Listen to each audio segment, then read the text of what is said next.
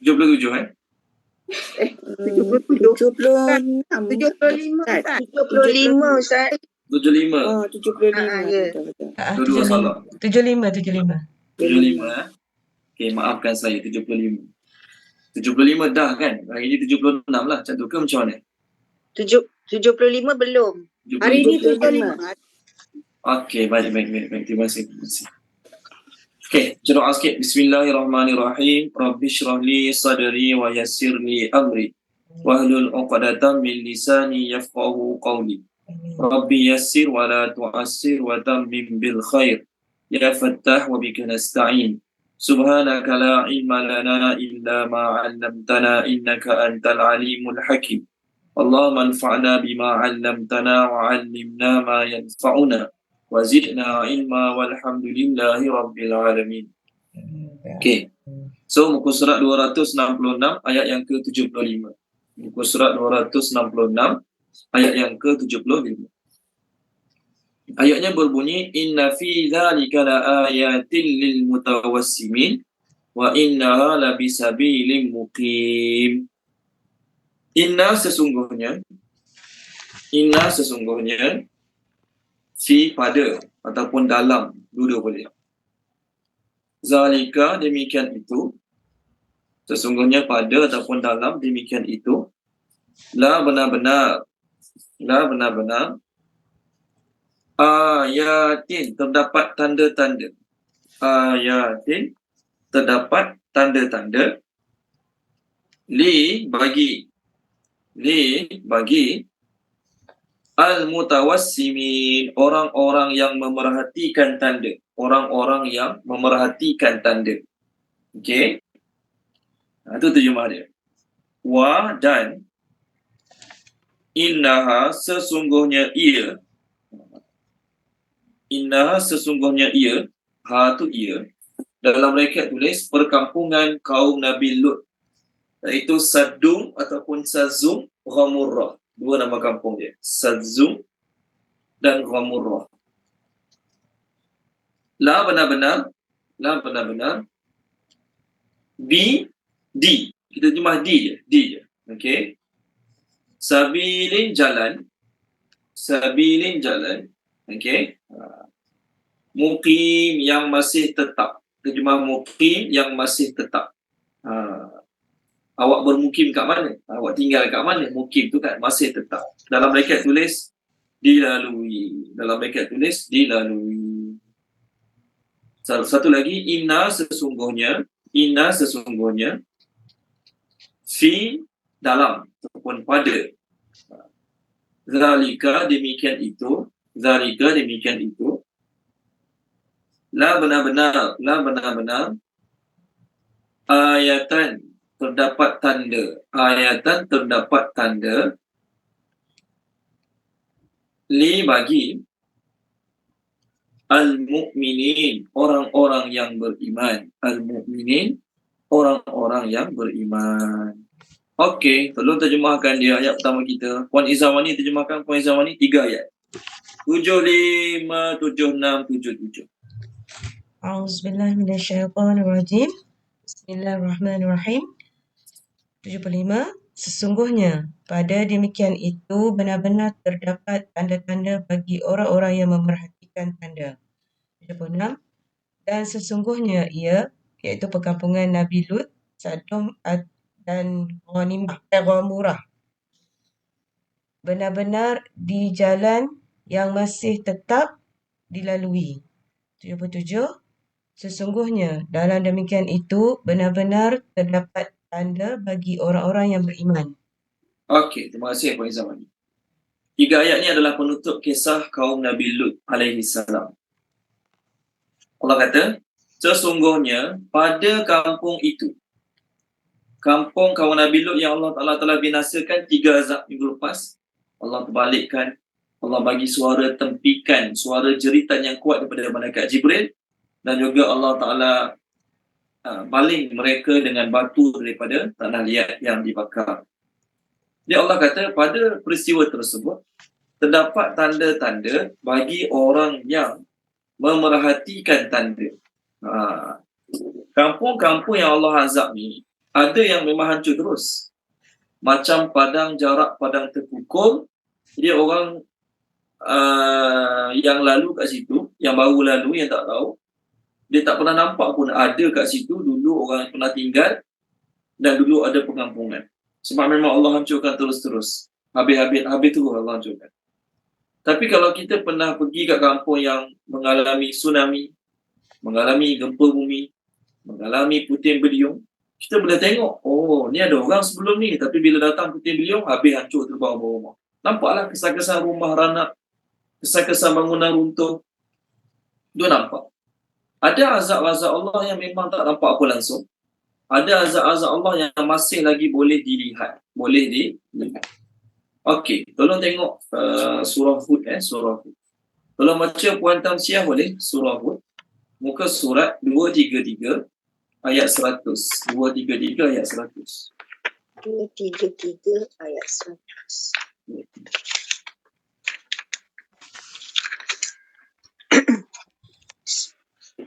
Bismillahirrahmanirrahim. Itulah sebahagian berita tentang negeri-negeri yang telah dibinasakan. Kami menceritakan kepadamu, Muhammad, antara negeri itu sebahagiannya masih ada kesan-kesannya dan ada pula yang telah musnah. Terima kasih Puan Tamsiah.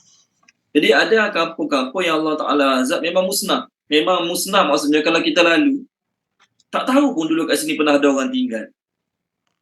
Kita lalu tengok hutan tebal je kan. Tengok hutan tebal, semak samun.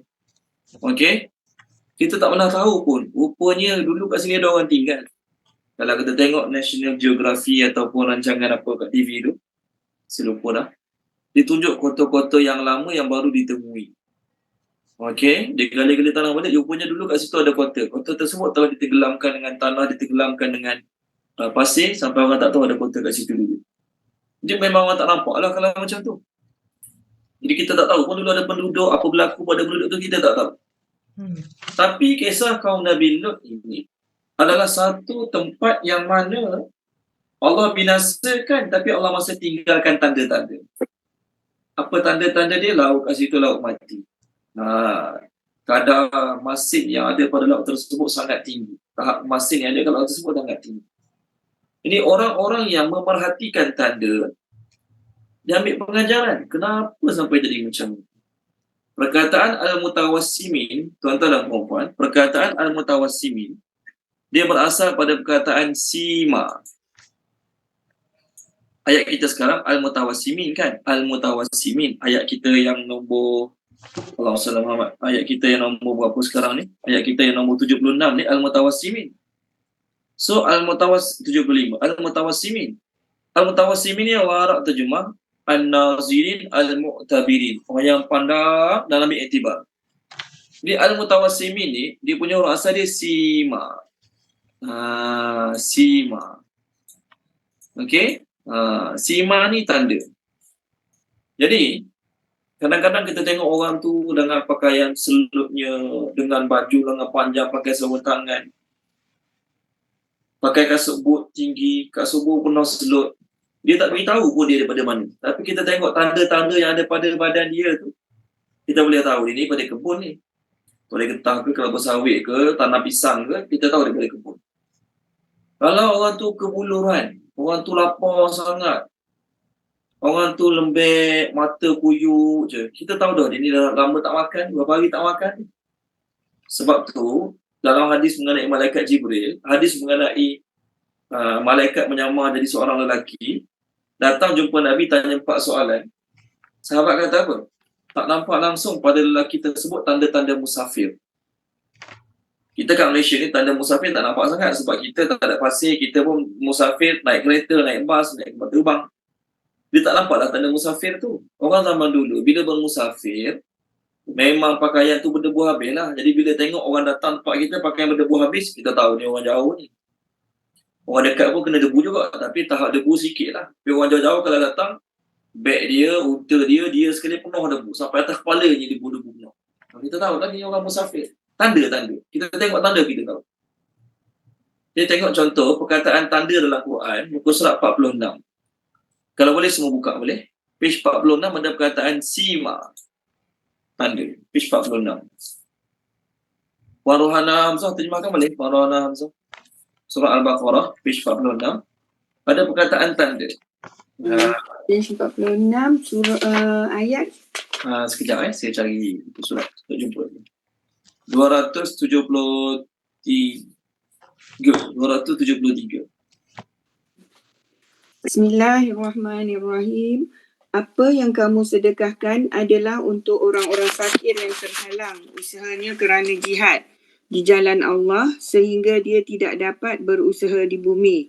Orang lain yang tidak tahu menyangka bahawa mereka adalah orang-orang kaya kerana mereka menjaga diri daripada meminta-minta. Engkau Muhammad mengenali mereka daripada ciri-cirinya. Mereka tidak meminta Cukup Puan Rohana. Kat situ dia terjemah ciri-cirinya, betul kan? Ta'rifuhum bisimahum. Kalau kita terjemah tadi, engkau mengenali mereka daripada ciri-cirinya. Ciri-ciri itu maksudnya tanda-tanda. Orang putih terjemah, you know them by their mark. You know them by their mark. By their mark. Dalam bracket, clothes and faces. Mereka tu orang miskin. Mereka tak akan minta dengan orang nak duit, nak makanan. Tak akan minta kerana menjaga kemuliaan diri, kehormatan diri, maruah diri. Tapi Allah kata, kau boleh kenal lah tengok baju sama berhari-hari. Tengok muka moyok, kelaparan, muka tak cukup makan. Jadi jangan tunggu dia orang minta, awak bagilah dulu sebelum dia orang minta. So sima, ta'rifuhum bisimahum. Sahabat-sahabat, Allah puji mereka dalam Quran. Kerana mereka banyak bersujud, Allah kata, nampak kesan tanda banyak bersujud tu. Dahi hitam, kena kesan banyak bersujud. Tengok surah Muhammad, surah Al-Fat. Surah Al-Fat. Tengok muka surat 515. Kalau baca Puan Salasiah boleh 515. Ayat atas sekali. Ayat 29. Ayat itu panjang. Sampai perkataan tanda je. Auzubillah minasyaitonirrajim. Muhammad adalah utusan Allah dan orang-orang yang bersama dengan baginda bersikap keras terhadap orang-orang kafir. Namun berkasih sayang sesama mereka. Kamu melihat mereka rukuk dan sujud mencari keredaan Allah. Pada wajah mereka terlihat tanda-tanda bekas sujud. Demikian. Nampak? Tanda-tanda. Maksud Puan Salasiah. Apa ayat dia? Apa tanda-tanda tu? Simahum fi wujuhihim min atharis sujud.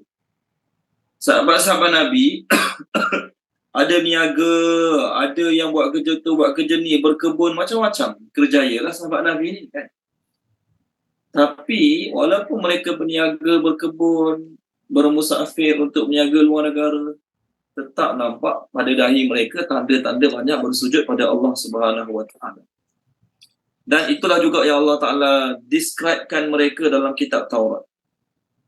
So tanda, seseorang tu kita tengok tanda yang kat badan dia, kat baju dia, kat kasut dia, kita dah tahu dia daripada mana, dia kerja apa.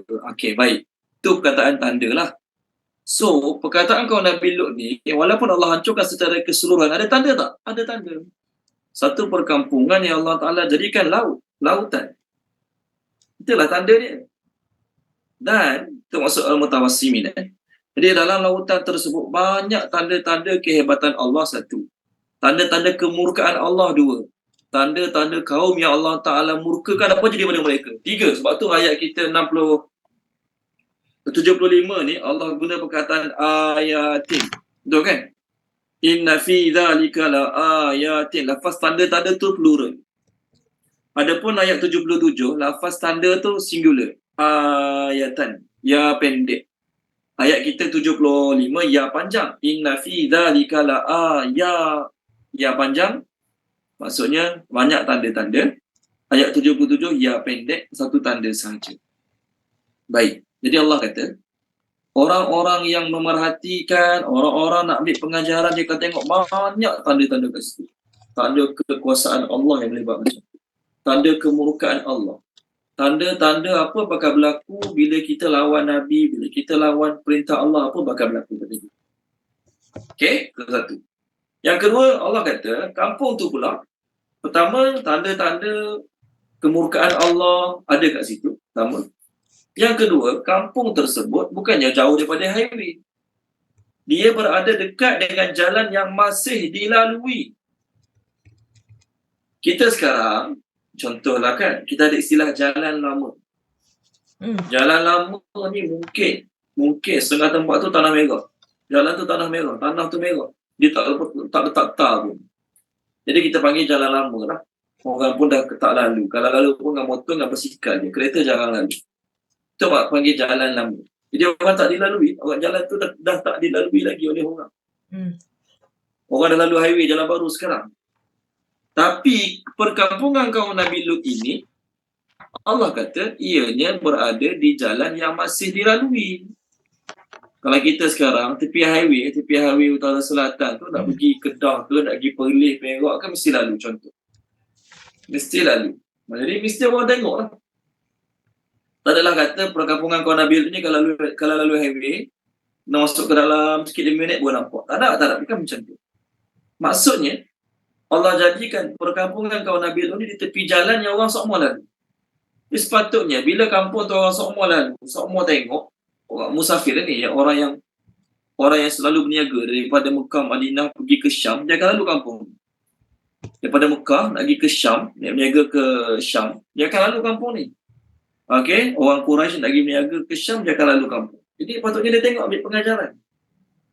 Tengok surah Saffat, boleh tak tengok surah Saffat kan? Tolong baca dia, Puan Sharifah Husna tolong baca boleh? Puan Sharifah Husna. Surah Saffat ni selepas surah Yasin. Saya cari muka surat dia. Muka surat 451. Ayat 133 sampai 138. 133 sampai 138. Bismillahirrahmanirrahim. Dan benar, Lut termasuk salah seorang di kalangan Rasul. Ingatlah ketika kami telah menyelamatkan baginda, Lut dan semua pengikutnya, kecuali seorang perempuan tua, isterinya, bersama-sama orang yang tinggal di kota. 135 kan Ustaz? 33 Terus sampai 138. Oh, sampai 3, okey. Kemudian kami binasakan orang-orang yang lain, dan sesungguhnya kamu, penduduk Makkah, benar-benar akan melalui bekas-bekas ketinggalan mereka pada waktu pagi. Dan pada waktu malam, maka mengapa kamu tidak mengerti? Okey, baik. Terima kasih Puan. Allah kata, kamu orang Mekah, kalau kamu travel daripada Mekah malam, awal pagi kamu akan sampai ke perkampungan tersebut. Kamu travel lah daripada Mekah nak pergi ke Syam, tolak malam ni. Awal pagi, kamu akan sampai ke perkampungan tersebut. Kamu akan nampak kesan-kesan kebinasaan yang Allah bagi pada mereka. Yang Allah timpakan pada mereka. Dan kalau kamu travel daripada Mekah siang, kamu akan sampai ke perkampungan tu malam. Pun kamu boleh nampak lagi kesan-kesan peninggalan sejarah ataupun kesan-kesan kemurkaan Allah pada mereka. Sampai sekarang boleh nampak. Tapi ambil pengajaran tak? Tak juga. Tengok saja. Samalah juga macam badan Fir'aun. Allah kekalkan badan Fir'aun untuk kita ambil pengajaran. Tapi orang pergi tengok Mesir, tengok Fir'aun, tak ambil pengajaran juga. Sebab tu Allah kata dalam ayat kita sekarang, ayat 77, Allah kata, sesungguhnya pada demikian itu merupakan tanda bagi orang mukmin. Mula-mula Allah sebut tanda-tanda bagi orang yang memerhatikan. Jadi orang yang memerhatikan ni dia perhati kenapa jadi macam ni. Cuba cari sebab. Apa sebab? Oh, sebab ni Allah murka kat dia. Macam mana nak elak? Macam mana nak selamatkan diri? Macam mana nak buat supaya Allah tak murka sampai tahap macam tu? Tu maksud al-mutawassimin. Allah tinggalkan perkampungan tu. Allah rakamkan cerita dia dalam Quran. Bahkan cerita tersebut disampaikan sejak turun-temurun. Bayangkan zaman Nabi Lut sampai zaman kita berapa ratus tahun, berapa ribu tahun, kita tak tahu. Zaman Nabi Lut ni sebelum Nabi Musa lagi. Zaman Nabi Musa ke Nabi Isa saja dah 1800 tahun. Zaman Nabi Isa ke Nabi Muhammad 571 tahun. Tapi cerita tu sampai sekarang masih disampaikan, sampaikan. Sejak turun-temurun. Dan bukan sekadar cerita, dongeng, tak ada usul-usul. Orang yang belajar cerita tu, tahu cerita tu akan kita tengok tempat tu. Tak kisahlah dia Yahudi ke, dia Nasrani ke, dia orang Mekah, orang Arab ke. Dia akan tengok tempat tersebut. Tapi di kalangan yang tengok tempat tersebut, di kalangan yang lalu kat kampung tersebut, berapa ramai ambil pengajaran? Berapa ramai yang tengok rasa insaf, rasa takut, rasa risau? Berapa ramai? Sebab tu dalam ayat kita sekarang, Allah kata sesungguhnya pada demikian itu terdapat tanda-tanda bagi orang beriman. Kenapa Allah mention beriman saja? Kerana Allah nak beritahu hanya orang beriman sahaja yang dapat pengajaran daripada kisah Nabi Lut ini. Ya, kisah Nabi Lut ini disampaikan oleh semua agama. Orang Yahudi pun sampaikan pada pengikut dia kisah ni. Orang Nasrani pun sampaikan juga pada pengikut dia kisah ni. Orang Mekah yang sembah berhala pun sampaikan juga kisah-kisah ni pada kaum mereka. Tetapi berapa ramai ambil pengajaran? Kat Malaysia, Indonesia ni, berapa ramai kita tahu kisah si Tanggam yang derhaka pada mak dia? Semua tahu kan? Kisah si Tanggam. Saya buat filem lagi kisah si Tanggam. Buku cerita dia kat sekolah rendah, sekolah menengah. Ada buat filem lagi kisah si Tanggam. Tapi adakah semua orang yang tahu kisah tersebut tak derhaka pada mak dia? Tahu juga. Tahu apa berlaku kalau derhaka pada mak melalui kisah si Tanggam tadi. Contohlah. Itu kisah si Tanggam. Dalam hadis kisah Juraij. Dia buat mak dia terasa hati, Allah uji dengan wanita penzina. Tapi dah tahu kisah-kisah macam tu, ada lagi tak orang yang masih derhaka pada mak dia? Ada. Ini maknanya orang tu masih lagi belum kuat iman dia. Sebab tu Allah kata dalam ayat ni, kisah-kisah tersebut merupakan pengajaran bagi orang mukmin. Kerana apa? Orang mukmin yang iman kuat saja yang akan dapat ambil pengajaran pada kisah tersebut. Jadi bila dengar kisah tersebut, bahaya ni. Jangan sampai kita terjebak dalam perbuatan ni sebab azab Allah sangat berat bagi orang terlibat dengan benda-benda macam. Sebab tu Allah mention mukminin sahaja. Sama juga macam dalam surah Qasas. Dalam surah Qasas Allah kata kisah Nabi Musa tu untuk orang mukmin. Bukan kisah Nabi Musa ni orang Yahudi pun tahu juga. Orang Yahudi pun disampaikan juga pada mereka kisah ni sejak turun-temurun. Tolong baca dia Puan Salmiah, tolong baca boleh Puan Salmiah. Page 385. Ayat 2 dan ayat 3. Ayat 3 cukup lah. Page 385 ayat 3. Surah Al-Qasas. 385 ayat 3. 3. Okay. Bismillahirrahmanirrahim. Kami membacakan kepadamu sebahagian daripada kisah Musa dan Fir'aun dengan sebenarnya untuk orang-orang yang beriman. Okey. Terima kasih Puan. Kami membacakan sebahagian kisah Fir'aun dan Nabi Musa yang sebenar-benarnya kepada orang beriman. Soalan dia, Quran ni untuk orang beriman saja ke? Kisah-kisah dalam Quran ni untuk orang beriman saja ke? Tak, Allah suruh Nabi sampaikan kisah dalam Quran pada semua orang. Dia musyrikin ke, dia Yahudi ke, dia Nasrani ke? Allah suruh Nabi sampaikan kisah ni pada mereka semua. Tapi kenapa dalam ayat 3 Allah mention orang beriman saja? Kerana Allah nak bagi tahu orang beriman sahaja yang dapat ambil manfaat daripada kisah-kisah para Nabi dalam Al-Quran. Orang tak beriman, dia seronok dengar, okey, balik tidur tak ada sebarang perubahan.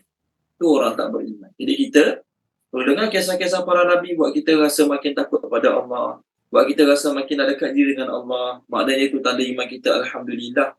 Kena usaha lagi lah.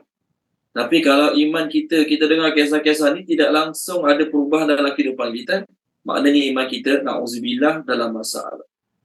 Kisah-kisah para Nabi ni patutnya meningkatkan iman, meningkatkan takwa pada Allah. Tapi kalau kita dengar, lepas dengar tak jadi apa-apa, masa tu kita dengan orang tidak beriman, sama. Sama dari sudut apa? Sama dari sudut kisah-kisah macam ni tak beri kesan pada kita. Itu maksud ayat ni. Okey, baik. Habis kisah kaum Nabi Lut sekarang. Sekarang kita nak masuk kisah kaum baru pula. Kisah Nabi yang terakhir dalam surah ni adalah kisah Nabi Syu'aib alaihi salam. Nabi Syu'aib pula dah. Nabi Syu'aib alaihi salam. Okey. Kisah Nabi Syu'aib alaihi salam. Lepas kisah Nabi Syu'aib alaihi salam, kisah kaum Nabi Saleh alaihi salam. Jadi dalam kisah ni ada 5, dalam surah ni ada 5 kisah para Nabi. Siang tadi saya beritahu 4, silap 5. Kisah Nabi Adam, kisah Nabi Ibrahim, kisah Nabi Lut, kisah Nabi Syu'aib dan juga kisah kaum Nabi Saleh alaihi salam. Bukan 4, 5. Okey, baik. Seterusnya. Wa dan in sesungguhnya. Biasa in jika kan kat sini in sesungguhnya. Kana adalah ashabul aikah, penduduk-penduduk aikah. ashabul aikah, penduduk-penduduk aikah, la benar-benar zalimin, orang-orang yang zalim, zalimin, orang-orang yang zalim. Falalu intaqamna, kami membalas, intaqamna, kami membalas, minhum, terhadap mereka, wa, dan innahuma, sesungguhnya kedua-duanya, inna, sesungguhnya, huma, kedua-duanya. Maksud kedua-duanya ialah kampung Nabi Lut dan juga kampung Nabi Syuaib ni. Sesungguhnya kedua-duanya, huma tu kedua-duanya, la, benar-benar, imamin,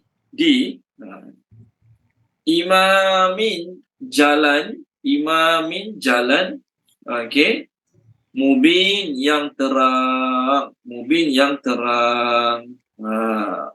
Oh, betul terjemah apa tahu? Jalan yang terang ni open highway. Terjemah open highway. Okey, pendek je ayat ni. Tolong terjemahkan dia boleh? Siapa ya?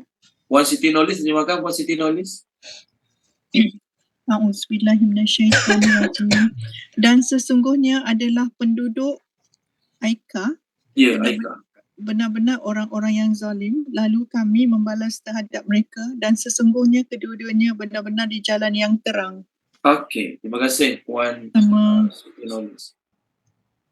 Oh, kita baru lepas kisah kaum Nabi Lut. Sekarang Allah Ta'ala selitkan sikit je kisah penduduk Aikah. Penduduk Aikah adalah kaum Nabi Syuaib alaihi salam. Kata Nabi Syuaib Madian, ni Aikah pula. Mana satu ni, Madian ke Aikah? Tengok muka surat 161. Tolong baca Puan Nur Zakiyah, muka surat 161, surah Al-A'raf, muka 61.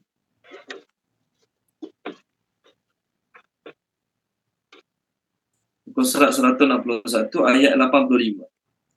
A'udzubillahiminasyaitanirrajim. Dan kepada penduduk Madian kami utuskan Syuaib, saudara mereka sendiri. Dia Syuaib berkata, wahai kaumku, sembahlah Allah. Tiada Tuhan sebenarnya bagimu selainnya. Sesungguhnya telah datang kepadamu bukti nyata daripada Tuhanmu. Sempurnakanlah sukatan dan timbangan, dan janganlah kamu rugikan manusia sedikit pun. Janganlah kamu lakukan kerosakan di bumi setelah diciptakan dengan baik. Dia lebih baik bagimu jika kamu orang yang beriman. Okey, terima kasih Puan. So, penduduk Nabi Syuaib Aikah ke Madian? Sebab ayat ni 85 surah Al-A'raf, dan kepada penduduk Madian kami hantar saudara mereka Nabi Syuaib. Jawapan dia dua-dua. Madian nama negeri. Negeri tu negeri Madian. Tempat Nabi Syuaib jadi nabi, dan tempat Nabi Musa melarikan diri ke Madian. Begitu Aikah. Aikah ni adalah nama sebatang pokok yang rendang yang ada di perkampungan tersebut. Sebatang pokok yang rendang, yang besar lagi rendang, yang ada di perkampungan tersebut. Dia orang-orang kat situ, nama dia penduduk Madian. Tapi mereka juga digelar Ashabul Aikah. Penghuni pokok yang rendang. Pokok Aikah ni pokok besar yang rendang yang dijadikan tempat berteduh. Banyaklah pokoknya. Di orang-orang kampung tu terkenal dengan pokok-pokok tersebut, maka mereka diberi gelaran Ashabul Aikah. Jadi tempat yang sama tapi dipanggil dengan dua gelaran yang berbeza. Benda tu biasa. Satu tempat 3-4 nama, satu tempat 5-6 nama, sama je. Okey? Tempat tu sama, tapi orang panggil dengan panggilan yang berbeza. Jadi kampung Nabi Syuaib ni, nama kampung dia Madian. Okey? Tapi nama glamour ataupun nama digelar kepada penduduk kampung tersebut Ashabul Aikah. Okey, dalam Quran ada 4 tempat nama Aikah. Ada 4 kali Allah sebut perkataan Aikah. Dalam Quran ada 4 kali Allah sebut perkataan Al-Aikah. Satu, ayat kita sekarang, surah Al-Hijr. Yang kedua dalam surah Syu'ara. Saya tunjuk je lah ayat dia, tak perlu baca pun. Saya tunjuk je ayat dia. Yang kedua dalam surah Syu'ara. Kadzdzaba ashabul aikatil mursalin. Muka surat 374 Muka surat 374 ayat 176. 374 ayat 176. Nampak Kadzdzaba ashabul aikatil mursalin. Dua. Pertama surah kita sekarang, kedua surah Syu'ara ni ayat 176. Ketiga dalam surah Sad. Dalam surah Sad. Muka surat 453 ayat 13. 453 ayat 13. Saya bacalah. Wa Thamud wa qaum Lutin wa ashabul aikah ulaikal ahzab. 3. Yang keempat dalam surah Qaf. Okey. Di perkataan Al-Aikah ada 4 kali sahaja dalam Al-Quran. Muka surat 518 ayat yang ke-14. Muka surat 518 ayat yang ke-14. Wa ashabul aikati wa qaumu tubba. Okey, itu 4 tempat perkataan Al-Aikah dalam Al-Quran. Okey, baik. Jadi Allah cakap kepada Nabi Muhammad dalam ayat ni ringkas, dan penduduk-penduduk Aikah, Allah kata, benar-benar orang-orang yang zalim. Wa in kana ashabul aikati la zalimin. Kenapa zalim? Mereka buat beberapa kesalahan. Pertama, syirik pada Allah. Kedua, menipu dalam jual beli dan timbangan. Ketiga, mereka menghalang orang daripada beriman dengan Nabi Syuaib alaihi salam. Lepas tu Allah kata zalim kat situ. Lalu kami membalas mereka. Apa cara Allah balas mereka? Allah Ta'ala hantar angin, suara tempikan, suara tempikan yang kuat dan juga gempa bumi pada mereka. Itu maksud fantaqamna minhum, kami juga telah ambil tindak balas, kami juga telah memberi balasan pada mereka. Ringkas tu je. Lalu Allah cakap pada orang-orang Quraisy dalam ayat ini, sesungguhnya kedua-dua kampung tu, itu kampung Nabi Lut dan kampung Nabi Syuaib yang Allah Ta'ala telah binasakan, benar-benar berada di jalan yang selalu dilalui. Kalau tadi kan kaum Nabi Lut alaihi salam, orang-orang Mekah nak pergi niaga ke Syam, dia akan lalu jalan tersebut. Manakala orang-orang Mekah nak pergi niaga ke Yaman, dia akan lalu kat pengampungan kaum Nabi Syuaib ini. Jadi lalu, takkan tak ambil pengajaran. Tengok hari-hari takkan tak ambil pengajaran. Sepatutnya orang beriman, setiap kali lalu, setiap kali tengok, bertambah takutnya pada Allah. Bertambah risau dia terhadap Allah redha ke ataupun Allah murka pada dia. Itu maksud ayat. Okey, baik, seterusnya. Nabi yang terakhir adalah Nabi... Tanya. Boleh ke tanya? Boleh. Kalau dalam saya punya tafsir ni, dia kata Aikah tu people of the wood. Kayu. Yalah, pokok kayu tu. Aikah tu pokok kayu ke? Pokok kayu yang rindang. Betul lah tu? Okey. Pokok kayu yang rindang. Betul lah tu? Okey, pokok tu dia besar dan dia rindang. Orang jadikan tempat berteduh pada pokok tersebut. Waktu dipanggil wood tu. Okey, baik. Seterusnya, ayat yang ke-80. Wa dan laqad demi sesungguhnya kazzaba telah mendustakan ashabul hijri, penduduk Hijr. Nama surah ni surah Al-Hijr. Nama surah kita surah Al-Hijr. Ni baru mari perkataan Hijr. Okey, penduduk Hijr. Al-Mursalin, para rasul. Al-Mursalin, para rasul.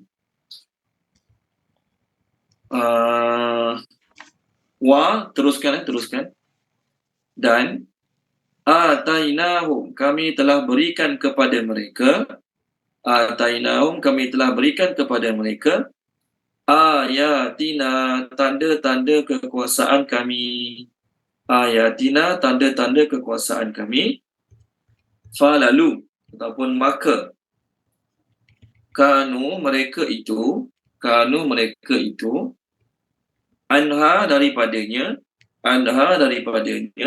tanda tersebut Mu'ridina berpaling. Mu'ridina berpaling. Puan Rahimah, telah baca Puan Rahimah ayat 80 dengan 81 ni? Boleh Puan Rahimah?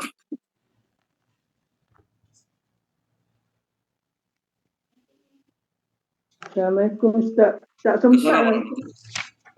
Tak sempat lah. Oh, tak sempat baca kat. Kami telah berikan tanda-tanda kekuasaan. Okey, tak apa. Terima kasih Puan Rahimah. Jadi ayat 80, Allah kata, penduduk Hijr. Surah kita adalah surah Hijr. Jadi Hijr tu terjemah dia adalah kawasan-kawasan berbatu. Kawasan-kawasan yang banyak batu. Hajar batu kan? Ashabul Hijr, orang-orang yang ditinggal di satu kawasan yang banyak batu. Nama kaum ni adalah kaum Samud. Umat kepada kaum Nabi Saleh alaihi salam. Kaum kepada Nabi Saleh alaihi salam. Jadi mereka tinggal kat kawasan berbatu-batu dan ada satu batu besar namanya adalah Katibah. Nama batu besar tersebut adalah Katibah. Mereka telah meminta kepada Nabi Syuaib alaihi salam, kalau betul kau Nabi, kalau betul lah kau ni Nabi, maka boleh tak datangkan kepada kami satu bukti, satu tanda yang kau ni benar-benar Nabi. Mereka cabar Nabi Saleh alaihi salam. Tolong baca dia Puan Maisarah boleh? Surah Syu'ara. Surah Syu'ara. Ya, insya-Allah surah Syu'ara. Boleh Puan Maisarah? Saya cari buku surat jap. Kalau betul kau Nabi, datangkan tanda yang kau tu Nabi. Muka surat 373. 373 ayat 153, 154 dan 155. Auzubillahiminasyaitanirrajim. Mereka berkata, sungguh engkau hanyalah termasuk orang yang kena sihir. Engkau hanyalah manusia seperti kami, maka datangkanlah sesuatu mukjizat jika engkau termasuk orang yang benar. Dia, yakni Saleh, menjawab, ini seekor unta betina yang berhak mendapatkan giliran minum dan kamu juga berhak mendapatkan minum pada hari yang ditentukan. Terima kasih Puan Maisarah. Cerita dia macam mana? Nabi Saleh datang mengaku seorang Nabi. Mereka kata, kalau kau betul-betul Nabi, boleh tak datangkan satu mukjizat? Nabi Saleh doa pada Allah agar Allah tunaikan permintaan mereka. Nabi Saleh tanya nak mukjizat apa? Mereka cabar Nabi Saleh untuk datangkan satu mukjizat yang mereka yakin 100% tak boleh buatnya. Mereka yakin 100% yang Nabi Saleh tak boleh buat. Nabi Saleh doa pada Allah, apa yang mereka yakin Nabi Saleh tak boleh buat? Keluar, mereka cabar Nabi Saleh, keluarkan daripada satu bukit besar yang nama Katibah tadi, bukit batu besar yang nama Katibah tadi. Keluarkan seekor unta betina yang sedang bunting. 2 kali pelik, 2 kali ajaib, 2 kali benda yang mencari adat, melawan adat, berlawanan dengan adat kebiasaan. Pertama, mustahil unta keluar daripada batu. Itu yang pertama. Yang kedua mustahil adalah unta tu bunting. Unta tu bunting. 2 kali pelik. Nabi Saleh doa pada Allah juga sebab mereka kata kalau Nabi Saleh boleh keluarkan mukjizat tersebut, mereka akan beriman. Lalu Nabi Saleh doa pada Allah, keluar sungguh unta betina yang sedang bunting daripada batu yang bernama Katibah tadi. Dan batu tu Katibah. Keluar unta betina bunting. Lepas unta betina bunting tu keluar, tuan-tuan dan puan-puan, lepas unta betina bunting tu keluar, lalu apa terjadi? Ada sebahagian kecil yang beriman, sikit yang beriman dengan Nabi Saleh, tapi kebanyakan mereka tetap tak beriman. Minta mukjizat. Kata tak percaya Nabi Saleh tu Nabi, minta mukjizat. Masalahnya lepas Nabi Saleh tunjukkan mukjizat, lepas doa pada Allah, Allah bagi mukjizat, tak nak beriman pula. Sebab tu dalam muka surat 160, boleh tengok boleh 160. Ataupun kita mula awal sikit lah, 159. Surah Al-A'raf 159 dengan 160. Okay, tolong baca dia. Tuan Haji Aziz dah hari, boleh Tuan Haji Aziz? Muka surat 159 ayat 73.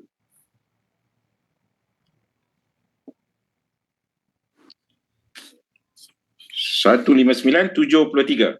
Yes. Bismillahirrahmanirrahim. Dan kepada kaum Samud kami utus saudara mereka Saleh. Dia berkata, wahai kaumku, sembahlah Allah, tidak ada Tuhan sembahan bagimu selain Dia. Sesungguhnya telah datang kepadamu bukti yang nyata dari Tuhanmu. Ini seekor unta betina dari Allah sebagai tanda untukmu. Biarkanlah ia makan di bumi Allah, jangan nanti akibatnya,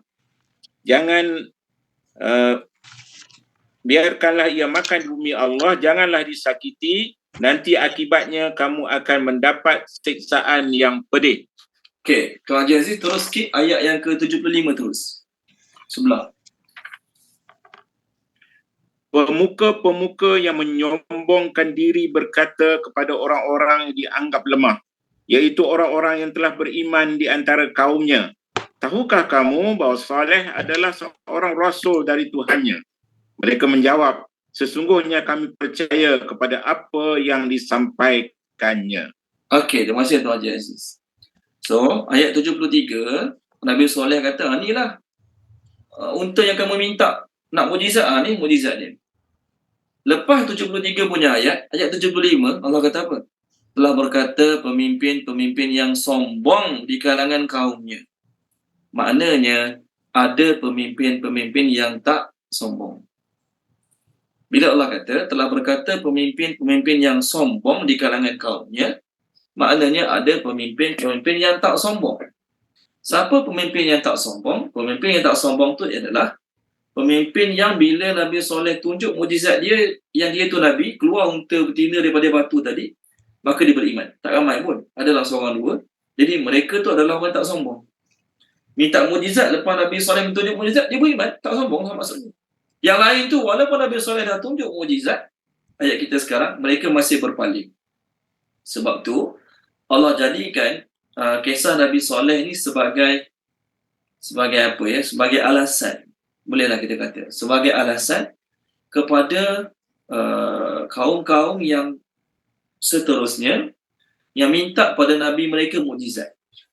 Contoh pada Nabi Muhammad SAW, mereka kata, wahai Muhammad, kalau kau Nabi, boleh tak kau tolong buat ni? Kau buat orang hidup mati, orang mati hidup balik.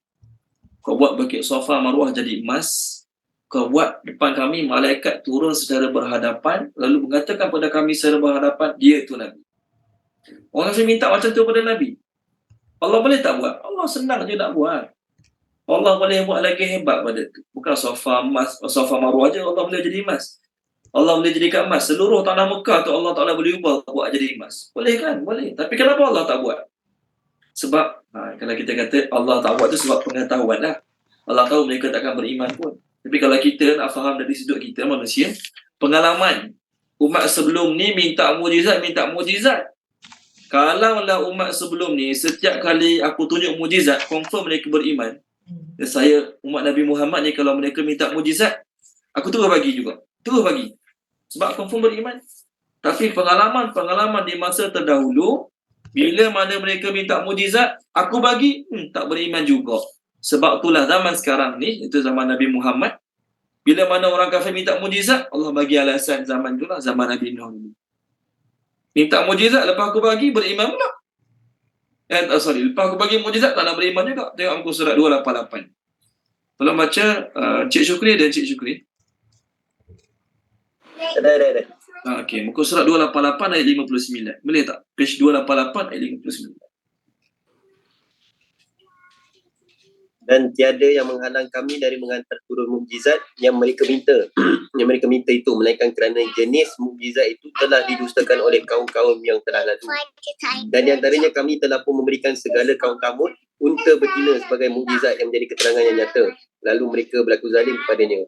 Dan biasanya kami tidak mengantar turun mukjizat-mukjizat itu, melainkan untuk menjadikan amaran bagi kebinasaan orang-orang yang memintanya kalau mereka tidak beriman.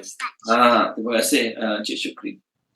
Itu maksud ayat ni Allah kata, kalaulah kaum Nabi terdahulu, bila aku bagi mukjizat je terus beriman, maka untuk Nabi Muhammad pun sama, aku boleh buat. Buat macam mana bila kaum Nabi Muhammad minta, kalau betul kaum Nabi bagi mukjizat satu, Allah boleh bagi bukan 1, 10, 100 mukjizat Allah boleh bagi pada Nabi Muhammad. Tapi Allah tahu, kalau bagi pun memang takkan beriman. Lepas tu Allah tak bagi. Contoh, dah ada. Ni. Minta unta pelik-pelik keluar daripada batu siap bunting lagi. Allah buat. Allah maha berkuasa untuk bagi. Allah boleh buat lagi hebat pada tu. Ni seekor je Allah buat. Kalau Allah nak tunjuk 10 ekor, 20 ekor, boleh. Tapi tak perlu tunjuk banyak-banyak sebab Allah tahu. Tunjuk banyak-banyak pun tetap tidak beriman. Sebab tu dalam ayat kita sekarang, Allah kata, kami telah memberikan kepada mereka tanda-tanda kebenaran Nabi Soleh. Tetapi mereka tetap berpaling. Cuma saya tertinggal satu perkara, maafkan saya. Ayat kita tadi, pasal Nabi Soleh ni, Allah Ta'ala kata, penduduk-penduduk Hijr telah mendustakan para Rasul. Kan? Ayat kita nombor 80 ni, penduduk-penduduk Hijr telah mendustakan para Rasul. Baik. Para Rasul yang Allah hantar pada kaum Nabi Soleh. Pada kaum Samud ataupun Ashabul Hijr ni. Para Rasul Allah hantar. 3 orang ke, 4 orang ke, 5 orang. Tak, Allah hantar seorang je. Nabi Soleh seorang je yang Allah hantar sebagai Rasul pada mereka. Tapi kenapa Allah kata penduduk-penduduk Hijr telah mendustakan para Rasul? Jawapannya ialah dalam sudut akidah, bila kita reject seorang Rasul, kita seolah-olah reject semua Rasul. Bila kita reject seorang malaikat, kita seolah-olah reject semua para malaikat. Itu kaedah dia. Sebab tu dalam rukun iman, kita beriman dengan para malaikat, para rasul. Itu maksud dia. Bukan kita beriman dengan malaikat Jibril seorang. Bukan kita beriman dengan Nabi Muhammad seorang. Orang lain tak nak. Tak boleh. Rosak iman kita kena ngucap balik. Kalau orang Islam kata, aku beriman dengan 3 orang Nabi je. Nabi Muhammad, Nabi Isa, Nabi Musa. Nabi lain aku tak percaya. Bahaya. Rosak akidah dia. Rosak iman dia. Sebab bukan 3 orang Nabi tu je Allah iktiraf sebagai Nabi. Banyak lagi Nabi lain. Yahudi dia beriman kepada semua Nabi bangsa Yahudi. Tapi mereka tolak Nabi Muhammad. Mereka tolak Nabi Isa. Walaupun Nabi Isa tu bangsa Yahudi juga. Mereka tolak. Maka oleh kerana mereka tolak 2 orang Nabi ni, di sisi Allah mereka dianggap tolak semua Nabi. Waktu dalam ayat akhir surah Baqarah kita kata apa? La nufarriqu baina ahadin min rusuli. Kami tidak differentiate. Kami tidak membeza-bezakan pun. Mana-mana Nabi pun. Mana-mana Rasul pun yang dihantar oleh Allah. Semua mereka tu dihantar oleh Allah dan kami percaya mereka semua tu Rasul. Okay? Sebab tu dalam ayat ni, Allah kata penduduk-penduduk Hijr telah mendustakan para Rasul. Walau Allah hantar seorang, itu Nabi kat dia. Nabi Soleh seorang je. Patutnya katakanlah, patutnya penduduk Hijr telah mendustakan Nabi Soleh. Dah, jelas. Tapi Allah kata, penduduk-penduduk Ashabul Hijr telah mendustakan para Rasul. Kenapa mendustakan para Rasul? Kafir, mengingkari seorang Nabi. Di sisi Allah, hukumnya sama macam mengkufuri semua para Nabi. Okay, baik. Saya terus saja. 82. Allah mention apa pekerjaan mereka, apa keistimewaan kaum Nabi Saleh ni. Ayat 82. Wadan, kanu mereka itu yanhituna memahat min daripada al-jibal, gunung-gunung, bukit-bukit. Jabal satu gunung. Jibal banyak gunung, banyak bukit. Buyutan untuk membuat rumah. Buyutan untuk membuat rumah. Baitun satu rumah, buyut banyak rumah. Aminin sebagai tempat yang aman. Aminin sebagai tempat yang aman. Maksud aman tu tempat yang secure, tempat yang selamat bagi mereka. Teruskan falalu ataupun maka akhadathum menimpa mereka as-sayhah suara tempikan, suara teriakan. Dua-dua bolehlah. Loud voice, betul dia mah loud voice. Jibril the angel, suara tempikan Jibril. Musbihin pada waktu pagi. Maka ma tidaklah aghna menyelamatkan able to hold the torment. Okay, menyelamatkan anhum tidaklah menyelamatkan kepada mereka, tidaklah menyelamatkan kepada mereka Ma apa yang kanu mereka selalu yaksibun usahakan. Puan Mainun, terjemahkan Puan Mainun boleh? 3 ayat 82, 83, 84. 83. 82. 82. Ya. 82, 83, 84. Ya. Dan telah mereka memahat dan dari gunung-gunung rumah-rumah yang aman, lalu menimpakan pada mereka suara keras pada waktu pagi, maka tidak berguna bagi mereka apa yang mereka kerjakan. Okey, terima kasih Puan Mainun. Jadi Allah sebut kaum Samud ni, kaum penduduk Hijr ni, mereka buat rumah dalam batu. Maksudnya mereka pahat gunung, pahat batu besar, gunung-gunung tu untuk buat rumah dalam tu. Kenapa mereka buat rumah dalam batu? Jawapan dia senang je. Kerana mereka ambil pengajaran daripada kaum sebelum mereka. Mereka ambil pengajaran daripada 2 kaum sebelum mereka. Apa dia? Kaum Nabi Nuh, Allah binasakan dengan banjir. Kaum Nabi Nuh, Allah binasakan dengan banjir besar. Lalu datang kaum Nabi Hud, itu kaum Ad, mereka buat rumah tinggi-tinggi. Dengan tujuan, dengan harapan, kalau berlaku banjir, rumah kami selamat. Allah hantar pada apa? Allah hantar puting beliung, diterbangkan. Okey? Sab'a layalin wa thamaniyata ayyam. 7 malam 8 hari diterbangkan angin puting beliung dengan rumah-rumah orang-orang sekali. Allah terbangkan. Jadi kena buat rumah yang elak banjir, dan kena buat rumah yang kalau puting beliung datang tak akan diterbangkan. Maka mereka buat rumah dalam batu. Dengan harapan, dengan tujuan, kalaulah berlaku banjir, rumah kita selamat. Buat rumah dalam gunung tinggi-tinggi. Kalau datang banjir, rumah kita selamat. Kalau datang puting beliung, takkanlah puting beliung tu nak terbangkan gunung, pelik sangatlah kan. Sebab tu mereka memahat gunung-gunung untuk buat rumah. Di kalangan mereka ada juga yang buat kat kawasan tinggi-tinggi mereka buat rumah-rumah. Kawasan rata mereka buat istana. Istana tu pun bukannya mereka nak tinggal pun. Istana nak bermegah-megah je. Puan Nur Zafirah Kamarudin telah baca boleh? Buku surat 160 ayat atas sekali. Boleh Puan Nur Zafirah? Ya, 160 ayat atas sekali. Dia tak ada, sekejap. Saya baca ya. Okey, tolong baca. Cik Syukri. Dari sini, surat apa tadi? 160 ayat atas sekali. 160.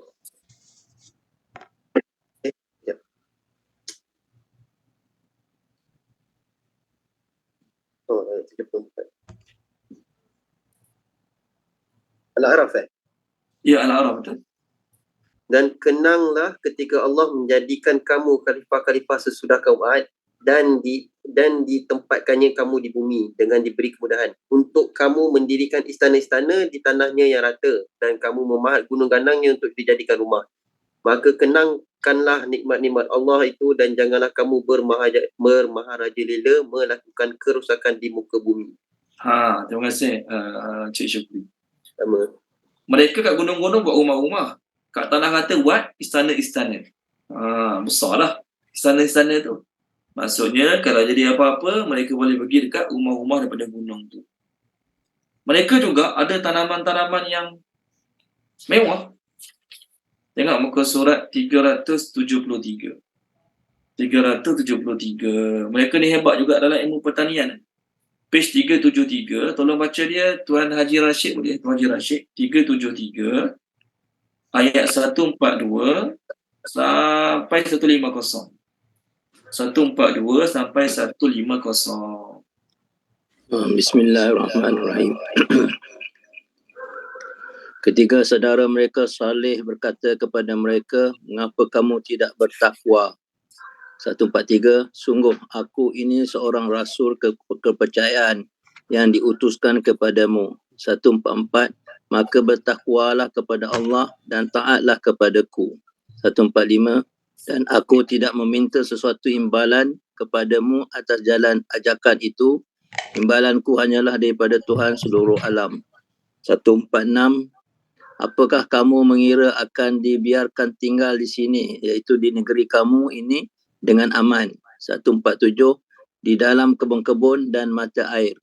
148. Dan tanaman-tanaman dan pohon-pohon kurma yang mayangnya lembut. 149. Dan kamu pahat dengan terampil sebahagian gunung-gunung untuk dijadikan rumah-rumah. 150. Maka bertakwalah kepada Allah dan taatlah kepadaku. Okey. Terima kasih Tuan Haji Rashid. Jadi mereka ni, tanaman-tanaman, kurma-kurma yang mayangnya lembut, maksudnya mereka hebat dalam bab pertanian. Pertanian mereka hebat, pertukangan mereka hebat. Tapi bila datang azab Allah, Allah kata tidak berguna bagi mereka apa yang mereka usahakan. Bila datang azab Allah, tidak berguna bagi mereka apa yang mereka usahakan. Apa azab Allah bagi pada mereka? Kat ayat kita sekarang, Allah bagi pada mereka azab suara tempikan. Sedangkan dalam muka surat 160, Allah bagi azab apa pada mereka? Allah bagi azab gempa bumi. Tolong baca dia Puan Izawani boleh? Muka surat 160. Kaum Nabi Saleh Allah bagi azab gempa bumi. Kenapa Allah bagi azab? Kaum Nabi Saleh, dia cerita ringkas. Nabi Saleh kata, unta ni dia kena gili-gili minum air dengan kamu. Hari ni dia minum, kamu tak boleh kacau tempat dia minum air. Esok kamu minum, dia tak kacau. Jadi orang Nabi Saleh ni tak sukalah kena gili-gili dengan unta. Akhirnya mereka buat keputusan bunuh unta. Muka surat 160 ayat 77-78. Boleh Puan Izawani? 7778. Ya. Bismillahirrahmanirrahim. Maka mereka pun menyembelih unta itu dan mereka menderhaka terhadap perintah Tuhan mereka. Sambil berkata, wahai Saleh, datangkanlah azab yang engkau telah janjikan kepada kami jika betul engkau daripada rasul-rasul yang diutus oleh Allah. 78. Oleh itu mereka pun dibinasakan oleh gempa bumi. Lalu jadilah mereka mayat-mayat yang tersungkur di tempat tinggal masing-masing. Terima kasih Puan. So ayat kita tadi, Allah bagi mereka suara tempikan Jibril, suara teriakan Jibril. Sekarang gempa bumi. Maka macam mana nak reconcile dua ayat ni? Yang buat istana-istana kat tanah rata tu, mereka dibinasakan dengan gempa bumi. Manakala yang buat rumah dalam gunung-gunung tu, mereka dibinasakan dengan suara tempikan Jibril. Ni ulama-ulama katalah cara nak menyesuaikan dua ayat yang nampak macam saling ada pertentangan. Tapi sebenarnya tak. Allah bagi dalam masa yang sama, suara tempikan pun kena, gempa bumi pun kena. Mereka berpakat nak bunuh unta Nabi Saleh alaihi salam. Tengok surah An-Naml. Tolong baca Puan Tamsiah Syuaib boleh, surah An-Naml. Mereka 9 orang. 2 orang mastermind, 7 orang pengikut, 9 orang. Mereka ni 9 orang berpakat untuk bunuh unta Nabi Saleh yang menyusahkan hidup mereka. Muka surat 381. 381. Okey, ayat yang ke-48 dan 49. Okey. 48, 49. Ya. Bismillahirrahmanirrahim. Dan di kota itu ada 9 orang lelaki yang berbuat kerosakan di bumi.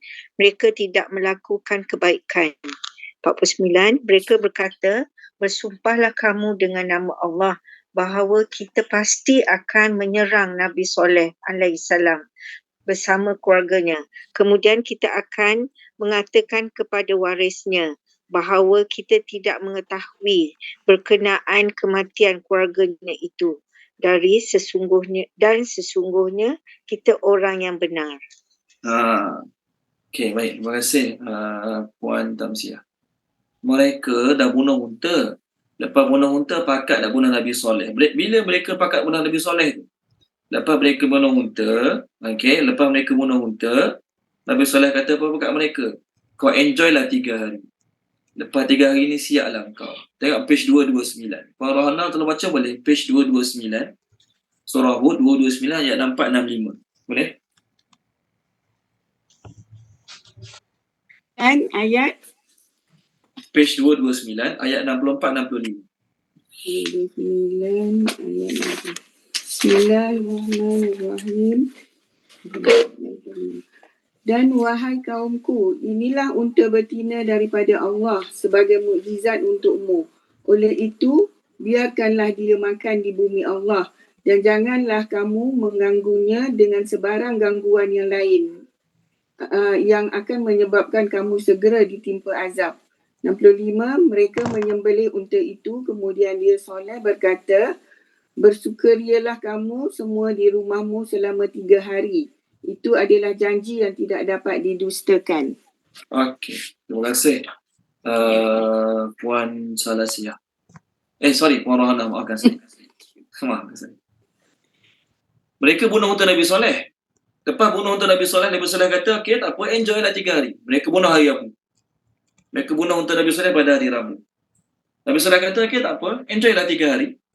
Lepas 3 hari kamu mesti akan dibinasakan. Maka mereka kata apa?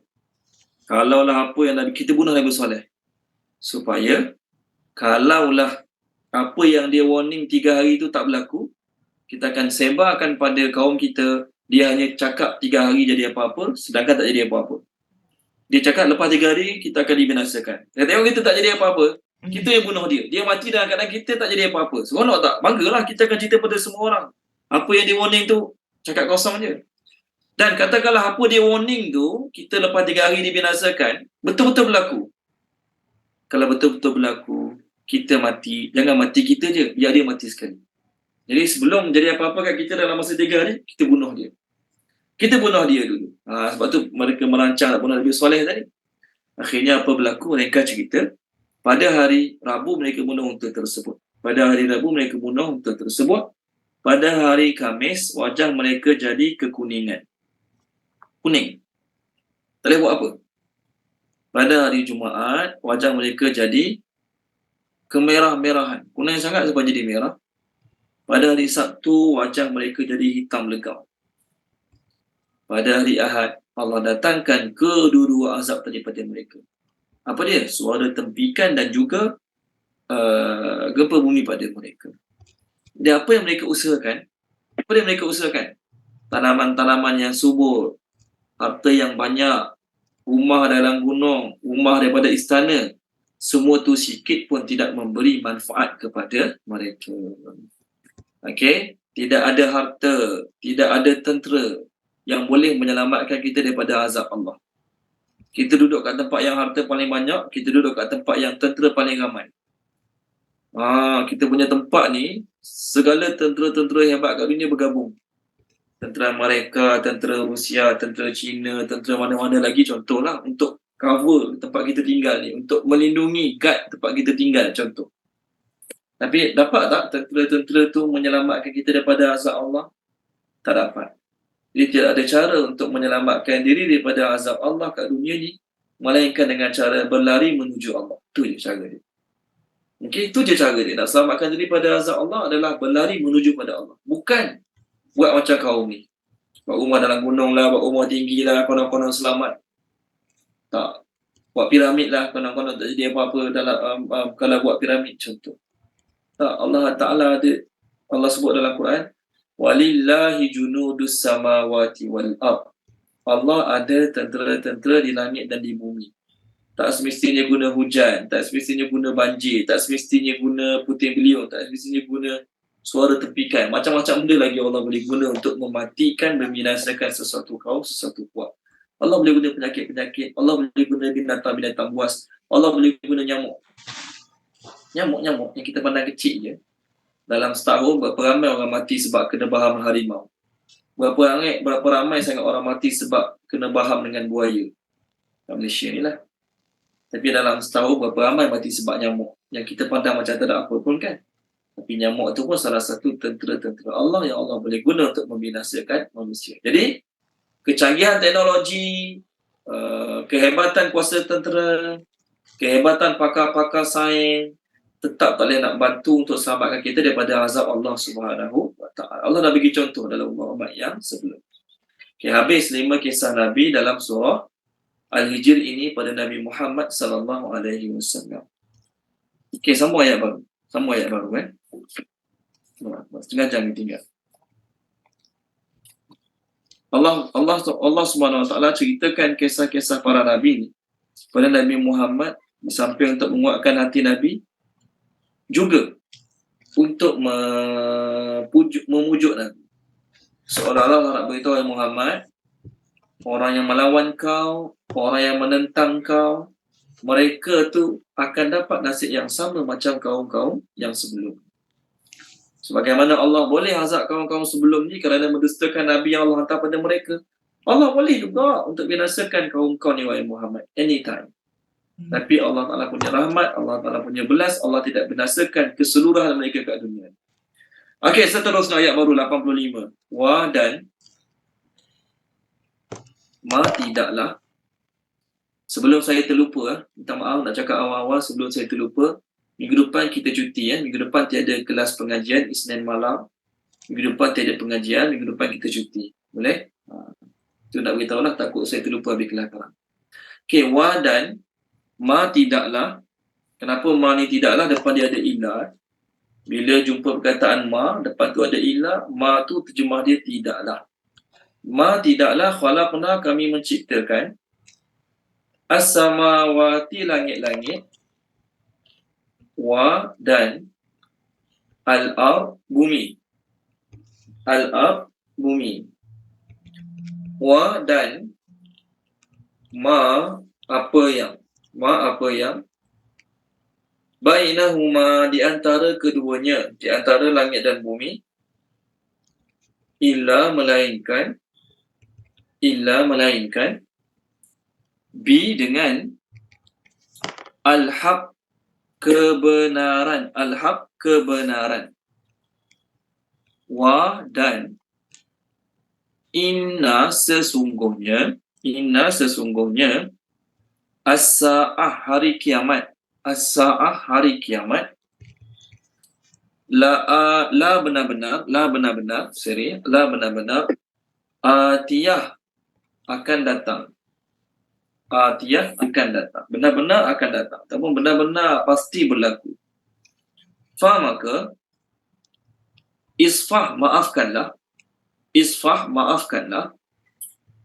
As-safha, dengan kemaafan. As-safha, dengan kemaafan. Al-jamil, yang elok, yang baik. Okay?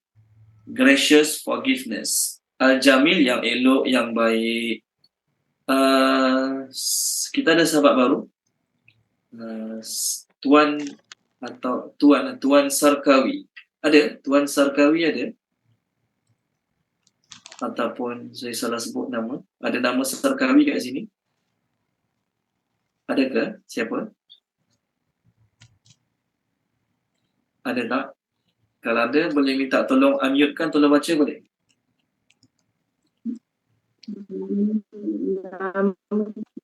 Siapa Sarkawi ni? Dia Ilham. Apa dia? Nama itu nama suami dia. Ilham, Siti Ilham. Oh ya ke? Siti Ilham. Nama dia Siti Ilham. Itu suami saya. Saya pakai. Oh, okey. Sorry. Saya tengok baca nama Sarkawi, saya tak tahu. Puan Siti Ilham, ya? Ya. Saya baru lagi masuk, jadinya tak tengah mencari-cari lagi ni. Okey, tak apa. Puan Siti Ilham daripada mana ya, Puan Siti? Subang. Oh, Subang Jaya, masya-Allah. Okey, boleh ke kalau minta tolong baca buka muka surat 266 ni? 266. Ya, ayat 85. Ya. 266 ayat 85. 83. 85. Ya. 85. 89. 5.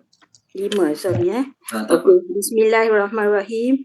Dan kami tidak menciptakan langit dan bumi serta apa yang ada di antara keduanya melainkan dengan kebenaran.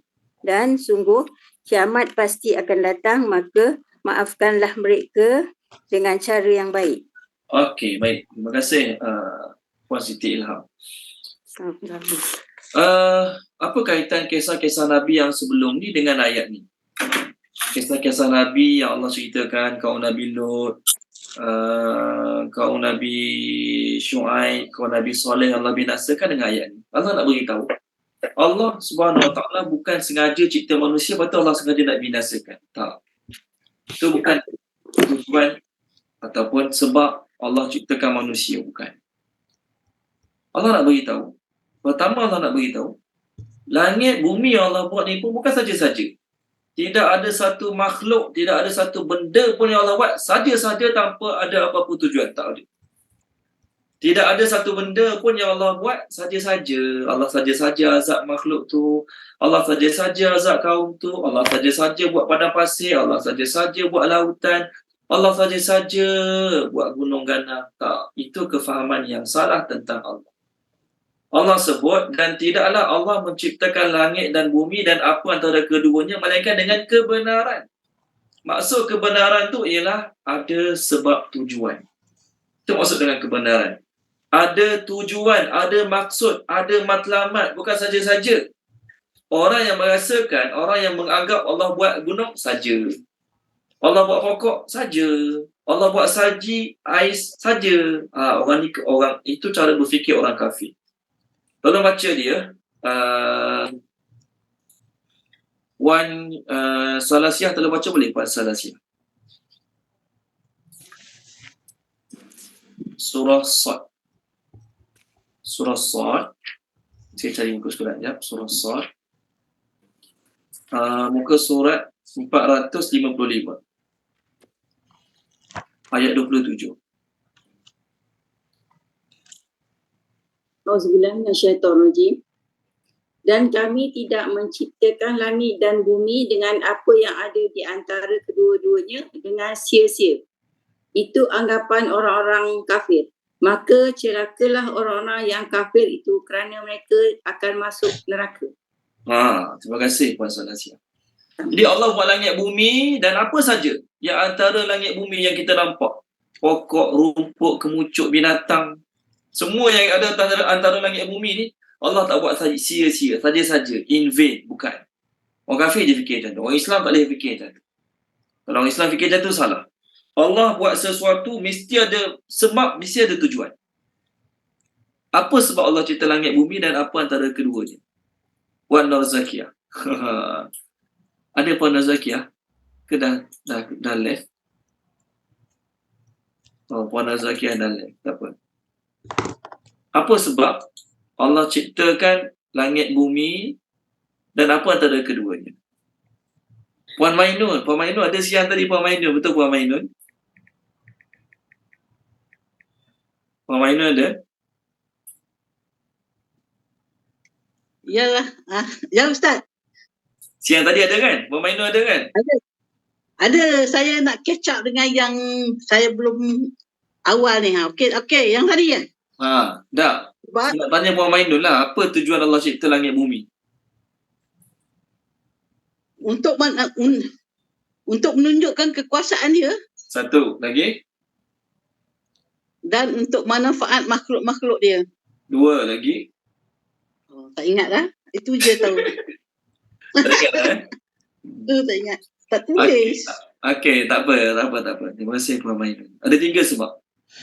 Ada 3 sebab Allah ciptakan langit dan bumi dan apa saja antara keduanya. Ada 3 sebab. Ada 3 sebab. Pertama, untuk tunjuk kekuasaan dia yang dia je boleh buat. Langit, bumi, gunung, ganang, pokok-pokok, tumbuh-tumbuhan, binatang-binatang, dia je boleh buat. Pertama, tujuan Allah cipta langit, bumi dan apa saja antara keduanya untuk tunjuk kekuasaan dia, kehebatan dia. Ada tak makhluk boleh buat macam dia buat?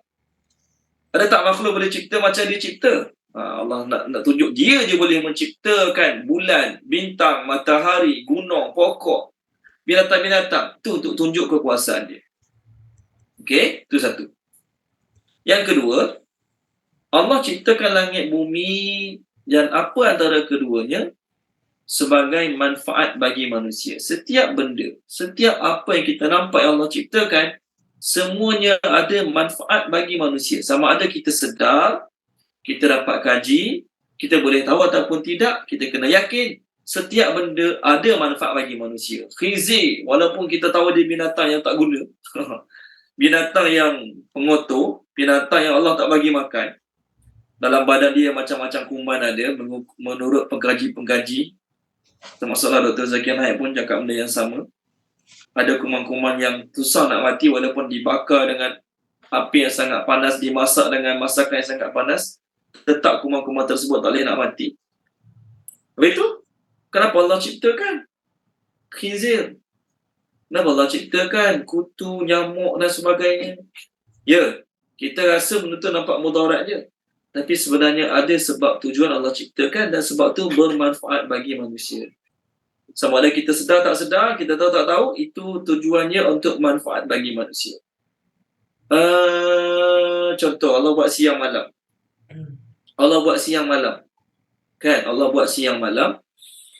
Allah sebut dalam ayat siang malam tu, Allah sebut apa ya? Untuk bersyukur dan untuk ambil pengajaran. Tolong baca Puan Sharifah Husna, boleh? Puan Sharifah Husna tolong baca. Surah Furqan. Boleh Ustaz? Surah Furqan. Muka surat saya cari jap. Muka surat 365. 365. Okey.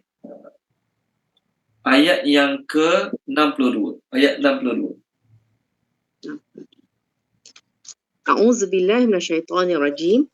Dan dia pula yang menjadikan malam dan siang silih berganti bagi orang yang ingin mengambil pengajaran atau yang ingin bersyukur. Okey. Terima kasih Puan Sharifah Husna. Jadi Allah buat siang malam. Saja-saja ke? Suka-suka ke? Seronok ke? Tak. Allah buat siang malam untuk orang ambil pengajaran. Hebatnya Allah, betapa agungnya Allah je boleh buat. Itu satu. Ataupun untuk bersyukur. Bersyukur Allah buat siang malam. Siang ada manfaat untuk manusia. Malam ada manfaat untuk manusia. Jadi setiap benda, bukan sekadar siang malam. Matahari, bulan, gunung, pokok-pokok, air laut, air masin, air payau, semua air tawar. Semua tu ada manfaatnya bagi manusia. Sama ada kita tahu tak tahu, kita kena yakin ada manfaat bagi manusia. Lepas tu, ulul albab, dia akan berdoa pada Allah. Dia kata, Ya Allah, kau tidak ciptakan ini sia-sia. Tidak kau ciptakan ini sia-sia. Puan Salmiah, tolong baca boleh Puan Salmiah, surah Ali Imran, muka surat 75. 75. Ali Imran, muka surat 74 ke 75 macam itulah, lebih kurang saya cari dulu muka surat dia. 75. Ayat 190 191.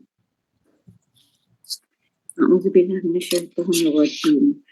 Sesungguhnya dalam penciptaan langit dan bumi dan pergantian malam dan siang terdapat tanda-tanda kebesaran Allah bagi orang yang berakal, iaitu orang-orang yang mengingatkan Allah sambil berdiri, duduk atau dalam keadaan berbaring, dan mereka memikirkan tentang penciptaan langit dan bumi seraya berkata, Ya Tuhan kami, tidaklah Engkau menciptakan semua ini sia-sia. Maha suci Engkau, lindungilah kami daripada azab neraka. Okey, terima kasih Puan. Jadi ulul albab, dia tengok siang malam, tengok langit bumi, dia akan kata, Ya Allah, kau bukan buat saja-saja ni, bukan buat saja-saja sia-sia, bukan. Ada sebab, ada matlamat. Apa sebab dia? Pertama, nak tunjuk yang dia je boleh buat. Dia je berkuasa, dia tu Tuhan yang Maha Esa, yang tak ada siapa pun, yang orang lain anggap sebagai Tuhan, boleh buat macam dia buat. Itu sebab pertama. Yang kedua, ada manfaat bagi manusia. Sama ada kita cari, tak cari, gaji, tak gaji, tahu tak tahu, ada manfaat bagi manusia. Itu yang kedua. Yang ketiga, apa tujuan Allah cipta langit bumi? Itu uji kita. Ya, di samping perkara-perkara tadi, bermanfaat bagi manusia. Allah buat tumbuh-tumbuhan, bermanfaat bagi manusia. Allah buat binatang-binatang ternak, bermanfaat bagi manusia. Betul? Dalam masa yang sama, benda-benda tu juga, makhluk-makhluk tu juga, ciptaan-ciptaan Allah itu juga sebagai alat untuk uji manusia. Tengok muka surat 222, ayat nombor, tolong baca dia Puan Siti Nordis boleh. Muka surat 222, ayat nombor, saya cari sekejap 6 ke 7 macam tu lah, ayat nombor 7. Ayat nombor 7. Boleh Puan Siti Nordis? Boleh. Bismillahirrahmanirrahim. Dan dialah yang menciptakan langit dan bumi dalam 6 masa. Dan arasy-Nya di atas air, agar dia menguji siapakah di antara kamu yang lebih baik amalannya. Jika engkau berkata kepada penduduk Mekah, sesungguhnya kamu akan dibangkitkan setelah mati. Nescaya orang-orang kafir itu akan berkata, itu hanyalah sihir yang nyata. Okey, terima kasih Puan Siti Nafis. Jadi Allah kata dalam ayat ni, Allah cipta langit bumi, arasy Allah atas air. Apa tujuan dia? Untuk menguji kamu. Siapa di kalangan kamu paling baik amalan dia? Bukan saja-saja Allah buat langit bumi untuk uji kita. Siapa di kalangan kita yang paling baik amalan dia? Di sebagaimana langit bumi dan apa ada di antara langit bumi Allah buat bukan saja-saja, bukan suka-suka, isi masa lapang, seronok-seronok, bukan. Okey? Allah kata, kalau Allah buat bumi ni seronok-seronok saja-saja, suka-suka, baik Allah buat partner kat dia. Baik Allah buat anak bini kat dia. Kan? Allah buat anak bini kat dia. Dia ada anak bini sekali lah. Kalau Allah nak buat bahan permainan. Tengok muka surat apa ya? 323. Puan Rahimah telah baca boleh? Page 323. Ayat 16-17. Ayat 16-17. 323 ayat 16-17 Ustaz. Yes. Bismillahirrahmanirrahim. Dan kami tidak menciptakan langit dan bumi dan segala apa yang ada di antara kedua-duanya dengan main-main. 17. Seandainya kami hendak membuat suatu permainan, yakni isteri dan anak, sudah tentu kami membuatnya daripada sisi kami. Jika kami benar-benar mahukan sedemikian. Terima kasih Puan Rahimah. Kalau kami nak buat untuk main-main, seronok-seronok, suka-suka, kami pun buat untuk Allah pun akan buat untuk diri dia, ada anak ada isteri juga. Jadi tuan-tuan dan puan-puan, masuk ayat ni, kalau kita hidup kat dunia ni, kita hanya fikir untuk ada isteri ada anak, tu je cukup. Apa matlamat hidup awak? Dapat kerja, ada isteri ada anak. Tu je matlamat hidup saya. Maka kita punya kefahaman pun salah, kita punya maksud hidup salah, matlamat hidup pun salah. Itu maksudnya orang yang hidup nak main-main. Orang yang hidup nak main-main adalah orang yang fikir dia janji ada kerjaya, ada anak, ada isteri, ada rumah, ada kenderaan, ada duit simpanan lebih untuk hari tua. Tu je matlamat hidup awak. Kalau macam tu awak termasuk dalam kategori main-main. Salah. Allah buat langit bumi untuk uji kita. Allah buat langit bumi untuk uji kita. Di samping duniawi Allah ciptakan tadi bermanfaat bagi kita, dalam masa yang sama ia juga alat untuk Allah uji kita. Kalau baca dia Puan Maisarah surah berapa ni? Surah Kahfi ayat 7. Surah Kahfi ayat 7. Boleh Puan Maisarah telah baca? Page 294 ayat 7. 294 ayat 7. Buat ada Puan Maisarah? Ayat 7. Okey. Sesungguhnya kami telah menjadikan apa yang ada di bumi sebagai perhiasan baginya untuk kami menguji mereka. Siapakah di antaranya yang terbaik perbuatannya? Jadi duniawi, terima kasih Puan Maisarah. Duniawi Allah ciptakan bagi kita, manfaatkan je. Pokok-pokok, tanaman-tanaman, buah-buahan, emas perak. Bermanfaat tak? Bermanfaat bagi manusia. Bukan kata jangan ambil, tak. Bermanfaat bagi manusia. Tapi kena ingat dalam masa yang sama itu juga Allah ciptakan untuk menguji kita. Siapa di kalangan kita paling baik amalan dia? Siapa di kalangan kita paling baik amalan dia? Untuk uji manusia. Jadi orang yang kafir, Allah Ta'ala cakap pada mereka hari akhirat nanti, kamu ingat aku ciptakan kamu main-main. Saja-saja, suka-suka. Isi masa lapang, isi masa kosong. Tengok muka surat 349. Kalau baca Tuan Haji Aziz boleh? Tuan Haji Aziz, page 349, surah Al-Mu'minun, ayat 112 sampai 115. 112 sampai 115. Boleh kalau baca Tuan Haji Aziz? Dia, Allah berfirman, berapa tahunkah lamanya kamu tinggal di bumi? Mereka menjawab, kami tinggal di bumi sehari atau setengah hari. Maka tanyakanlah kepada mereka yang menghitung. Dia, Allah berfirman, kamu tinggal di bumi hanya sebentar sahaja jika kamu benar-benar mengetahui. Maka apakah kamu mengira bahawa kami menciptakan kamu main-main tanpa ada maksud? dan bahawa kamu tidak akan dikembalikan kepada kami, maka cukup Tuan Haji Aziz. Masya Allah, bacaan yang terbaik dengan intonasinya. Terima kasih Tuan Haji Aziz. Soalan tu, kamu fikir kami ciptakan kamu main-main? Kamu fikir kamu tak akan dikembalikan pada kami? Saja-saja aku ciptakan kamu suka-suka, tanpa matlamat, tanpa maksud tujuan. Jadi orang Islam yang hidup tanpa matlamat, tanpa ada tujuan, dia macam orang kafir. Tanya orang Islam, apa matlamat hidup? Belajar rajin-rajin, ada kerjaya, boleh beli rumah, boleh beli kereta, dapat anak, bagi duit kat anak belajar pula, anak kahwin, anak berjaya, anak beli kereta, macam itulah seterusnya.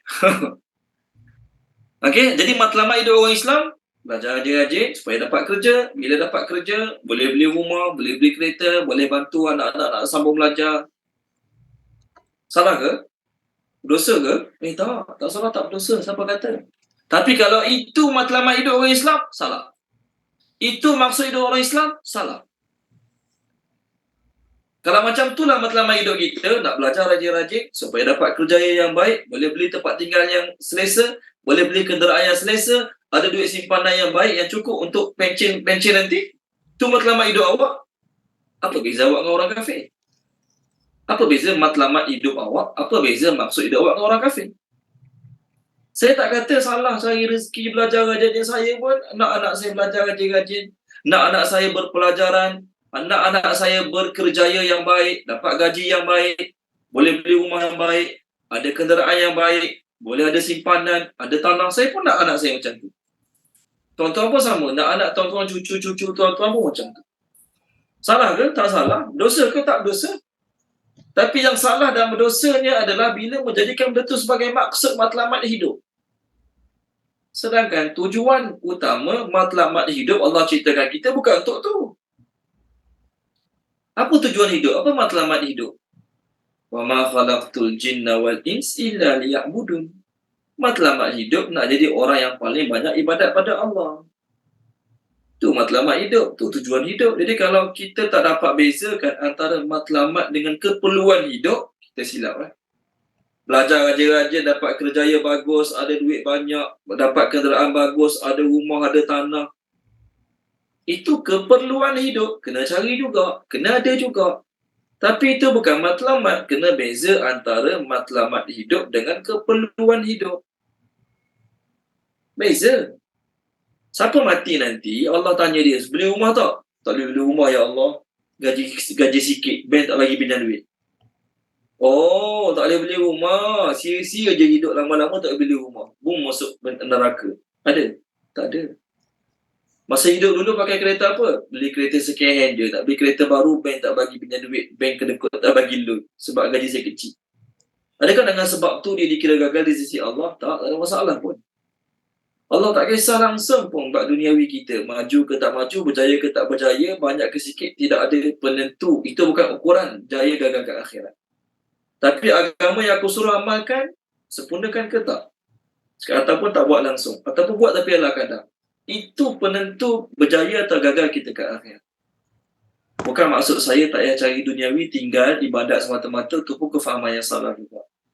Kena ada duniawi untuk mudahkan kita capai matlamat akhirat. Duit tak ada langsung, rumah tak ada duit nak bayar sewa, kereta tak ada duit nak bayar loan kat bank, tak boleh ibadat dengan tenang juga. Jadi duit kena cari juga untuk ada. Tapi itu bukan matlamat hidup. Itu hanya keperluan hidup. Matlamat hidup apa? Nak kembali pada Allah dalam keadaan Allah redha yang banyak, tidak ada langsung kemurkaan Allah pada diri kita. Itu matlamat kita hidup.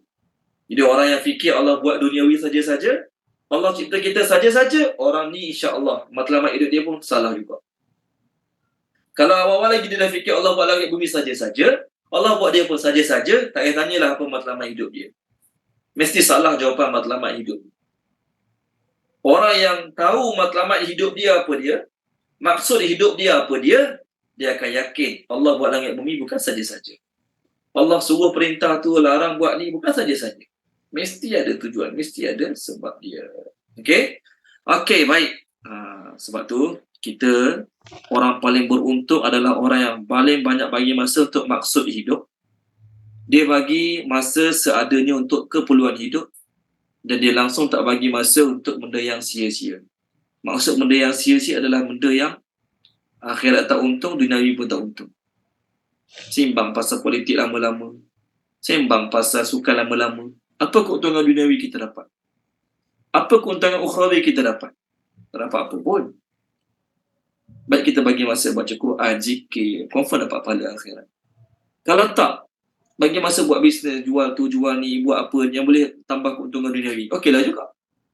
Jadi dalam hidup ada maksud, ada keperluan dan juga ada perkara yang sia-sia.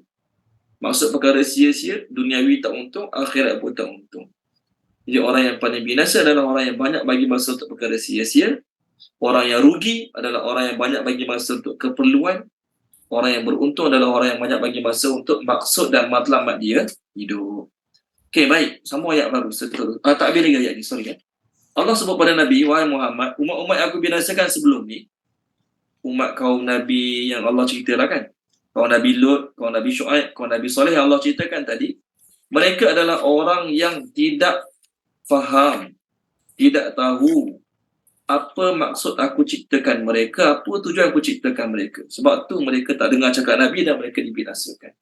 Jadi kalau kita orang-orang yang benar-benar faham matlamat hidup, faham maksud hidup, orang macam ni tak perlu diberi nasihat panjang-panjang, tak perlu dicakap panjang-panjang. Dia dah tahu matlamat hidup dia. Pelajar masuk sekolah, sebab tu sekolah-sekolah yang mahal-mahal, sekolah-sekolah yang menjadi rebutan, cikgu-cikgu ni tak pening kepala sangat dah. Contoh MRSM, contoh lah ni ya. Kalau macam kecil-kecil dulu, asrama penuh. Asrama penuh. Macam saya, anak Felda, berebut nak masuk asrama Felda. Dapat masuk asrama Felda tu kira untung sangat lah tu kan. Jadi pelajar-pelajar yang nak masuk sekolah-sekolah macam tu, biasanya pelajar-pelajar yang memang dia tahu matlamat dia. Masuk sekolah tu apa matlamat dia, apa tujuan dia. Jadi bila pelajar tu tahu matlamat tujuan dia untuk jadi pelajar yang berjaya kat situ, cikgu tak perlu nasihat banyak-banyak, belajar je rajin, supaya masa depan kamu cerah, supaya kamu nanti hidup senang, supaya kamu tak adalah jadi orang yang kerja banyak gaji sikit. Cikgu tak perlu cakap macam tu banyak-banyak. Sebab pelajar-pelajar yang datang tu, semua mereka faham maksud mereka. Iaitu nak jadi pelajar terbaik, cemerlang, dapat result yang terbaik. Dah, cukup. Tak perlu cakap banyak-banyak. Tapi kalau yang bukan nak rendahkan sekolah biasa, ya, sekolah menengah yang pelajar ni datang sekolah sebab mak ayah suruh. Kalau ikutkan dia memang balas pergi sekolah, tapi mak ayah suruh pergi sekolah jugalah. Jadi pelajar-pelajar macam ni susah. Cikgu nasihat 10-20 kali pun dia buat tak dengar je. Sampai satu tahap cikgu kata, awak kalau tak nak ganggu, kalau tak nak belajar dengan saya dalam kelas ni, tolong tidur boleh. Sebab kalau awak tak tidur, nanti awak mengganggu pelajar lain yang tak belajar. Sampai tahap macam tu pun ada cikgu pernah cakap macam tu. Kenapa? Kerana pelajar-pelajar tadi dia tak tahu matlamat dia datang sekolah untuk apa. Sama juga orang yang faham matlamat hidup dia. Apa maksud hidup kat dunia ni, apa tujuan Allah hantar kat dunia ni, dia tak perlu dengan nasihat yang banyak. 1-2 nasihat dah cukup untuk dia buat jadi orang yang rajin ibadat. 1-2 nasihat dah cukup untuk buat dia jadi orang yang meninggalkan dosa maksiat. Sebab dia faham matlamat hidup. Dia tahu maksud hidup. Okey? Bukan maksud saya kena tinggal dunia, berhenti kerja, tak ada duit. Tak, saya pun nak duit banyak juga. Saya pun nak jadi orang yang ada duit banyak juga. Mudah banyak urusan. Boleh buat anak sendiri jalan-jalan. Salah ke? Tak salah. Tapi itu bukan keutamaan hidup. Itu bukan matlamat hidup. Sebab tu Nabi, antara doa Nabi masa haji wada', Allahumma la taj'ali dunya akbara hammina wala mablagha ilmina. Ya Allah, janganlah kau jadikan duniawi itu sebesar-besar kerisauan. Maksudnya kena risaulah kalau tak ada duit. Tak ada duit nak bayar sewa rumah, tak ada duit nak bayar kereta, tak ada duit nak bayar orang sekolah anak, kena risaulah kan. Tapi itu bukan kerisauan nombor satu. Kerisauan nombor satu adalah bila kita hari ni semayang tinggal, perintah Allah lain tak buat, dosa maksiat ada buat, tu kerisauan nombor satu yang kita patut kena risau, patut kena jaga-jaga. Okey, baik. Lepas Allah cakap pasal langit bumi bukan sia-sia, Allah sebut wa inna sa'ah la'atiyah. Hari kiamat pasti akan datang. Maksudnya apa? Ada orang kafir yang kufur dengan Nabi Muhammad dah 10 tahun, 15 tahun, 20 tahun. Tapi tak jadi apa-apa pun. Nabi selalu warning mereka tentang azab-azab yang Allah timpakan pada kaum Nabi Nuh, kaum Ad, kaum Samud, Tapi tak kena pun azab tu pada mereka. Kan?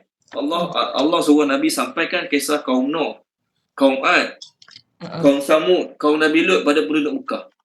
Tapi tidak ada satu pun azab tu tertimpa pada penduduk Mekah. Jadi Allah nak pujuk Nabi, Allah kata, wahai Muhammad, kiamat tu pasti berlaku. Maknanya orang yang reject engkau kat dunia ni, dia tak kena azab kat dunia, dia kena kat akhirat. Dia pasti akan kena kat akhirat. Jadi seolah-olah Allah nak kata, sabar, siapa yang reject engkau, memang tak kena azab lagi hari ni. Tapi nantilah nanti. Kiamat berlaku nanti, memang mereka confirm akan kena. Okey, penutup yang 85, Allah kata apa? Maafkanlah mereka dengan kemaafan yang baik. Allah suruh Nabi maafkan orang kafir yang reject Nabi. Allah suruh, menurut Imam Mujahid, Allah suruh Nabi maafkan ini sebelum turunnya perintah perang. Sebelum turun ayat perintah perang, Allah suruh Nabi maafkan orang kafir dengan kemaafan yang baik. Maksud maafkan mereka dengan kemaafan yang baik adalah maafkan mereka sambil tidak ada perasaan dendam, benci, memburuk-burukkan mereka di belakang mereka, tak ada. Maksudnya masa tu perintah perang tak ada lagi. Allah hanya perintahkan Nabi maafkan. Biarlah ada orang reject kau, biarlah ada orang kata kat kau, biarlah ada orang kutuk kau dan sebagainya, biar. Maafkan mereka. Maaf ni tuan-tuan, maafkan. Ada orang dia maafkan, tapi lepas maafkan tu dia burukkan lagi orang tu. Dia tak nak bercakap dengan orang tu, dia menyampah, tak nak tengok muka orang tu. Maafkan dah, tapi balik kampung tak nak jumpa dia, tak nak salah dengan dia. Kita lah. Nah, maafkan tu senang. Tapi lepas kita maafkan, kita nak baik semula dengan dia, jadi susah sikit. Dulu mungkin kita mesra baik dengan dia, tapi lepas dia buat salah pada kita, walaupun kita nak maafkan, kita dah jadi tak boleh nak mesra sangat dengan dia. Tak boleh nak jadi baik sangat dengan dia. Rasa macam ada gap nak baik sangat dengan dia. Maksudnya kita masih lagi belum maafkan dengan kemaafan yang baik. Antara ciri-ciri yang Allah suka adalah memaafkan, berbuat baik pada orang kita maafkan. Tolong baca dia boleh? Encik Syukri tolong baca. Dia cari muka surat je. Allah surah, tak silap saya, surah Az-Zumar. Surah Zukhruf. Allah kata, faman afa wa aslaha fa ajruhu ala Allah. Muka surat 487, surah Syura. Tolong baca Encik Syukri, 487 boleh? Ayat 40. Ya, 40. Dan jika kamu hendak membalas, maka balasan sesuatu kejahatan ialah kejahatan yang bersamaan dengannya. Dalam pada itu, sesiapa yang memaafkan kejahatan orang dan berbuat baik kepadanya, maka pahalanya tetap dijamin oleh Allah dengan diberi balasan yang sebaik-baiknya. Sesungguhnya Allah tidak suka kepada orang-orang yang berlaku zalim. Terima kasih Encik Syukri. Ni tahap tinggi ni. Dia bukan sekadar maafkan, dia buat baik. Kita maafkan orang tu tapi tak nak bercakap dengan dia. Tak nak tengok muka dia. Dah maafkan dia tapi malah pandang muka dia.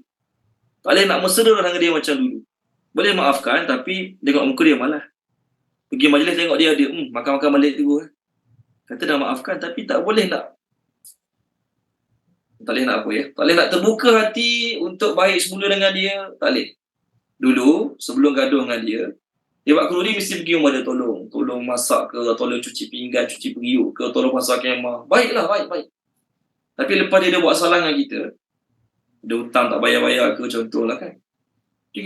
Mungkin kita dah halalkan, kita dah maafkan, tapi nak baik macam dulu dah tak boleh. Maksudnya kita punya maaf tu tak sampai level yang Allah nak lagi. Okeylah, dapat pahala lah maafkan tu, tapi yang Allah nak, maaf, lepas maaf buat baik. Orang tu buat jahat kat kita bukan sekadar maafkan, buat baik pula pada dia. Oh, ni level tinggi, ni level tinggi. Tuan-tuan dah faham. Jadi kita bukan sekadar kena maafkan, tapi kita kena berbuat baik pada orang yang buat salah pada kita. Itu level yang tertinggi. Waktu Allah cakap pada Nabi dalam ayat ni, maafkanlah mereka dengan kemaafan yang baik. Maksudnya hari ni mereka reject engkau, mereka kutuk engkau, mereka cakap macam-macam kat engkau. Nanti kalau mereka datang nak masuk Islam, masa tu kau terimalah mereka seolah-olah mereka belum pernah cakap apa-apa keburukan pun pada kau sebelum. Kita kadang-kadang nak maafkan orang pun berat. Nak maafkan orang pun berat hati. Itu satu. Yang kedua, kalau dah maafkan pun, dah tak nak tengok muka dia. Maafkan tapi tak boleh nak tengok muka dia. Tapi tak boleh nak, tak boleh nak buat baik dengan dia macam sebelum dia buat salah. Masa anak Abu Bakar radhiyallahu anhu, Sayyidina Aisyah radhiyallahu anha difitnah. Sayyidina Aisyah radhiyallahu anha difitnah. Orang fitnah Aisyah buat benda tak baik. Abu Bakar radhiyallahu anhu sedih tak anak dia kena fitnah? Sedih. Lagi sedih, salah seorang yang menyebabkan fitnah anak dia tu adalah orang yang dia sponsor. Daripada Mekah, dia sponsor orang tu, dia bagi nafkah kat orang tu, kawan kerabat dia jugalah ni, ada pertalian kerabat dengan dia sponsor orang tu, perempuan. Saya lupa nama dia. Jadi bila orang duk reka cerita tak baik tentang Aisyah, perempuan yang Abu Bakar sponsor ni sibuk juga duk sebarkan berita yang palsu tersebut. Abu Bakar punya marah, tak nak bagi sponsor dah kat dia, tak nak bagi nafkah sumbangan sponsor makan, tak nak bagi dah kat dia tu, tak nak maafkan dia. Maka Allah turunkan ayat nak encourage kita. Kalau baca dia boleh, Puan Mainun, muka surat 352 ayat 22. Boleh? 352 ayat 22. Jadi kita yang berat nak maafkan orang, kita tanyalah. Okey?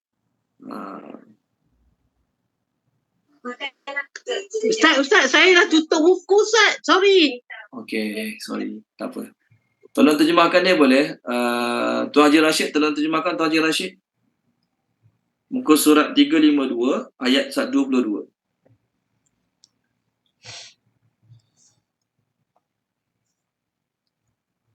Ayat 22 Ustaz. Ya. Bismillahirrahmanirrahim. Dan janganlah orang-orang yang mempunyai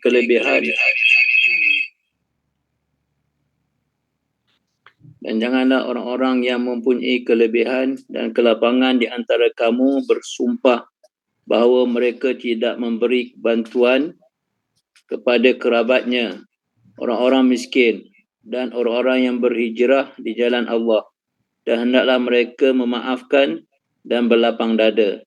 Apakah kamu tidak suka bahawa Allah mengampunimu dan Allah Maha Pengampun, Maha Penyayang? Okey, terima kasih Tuan Haji Rashid.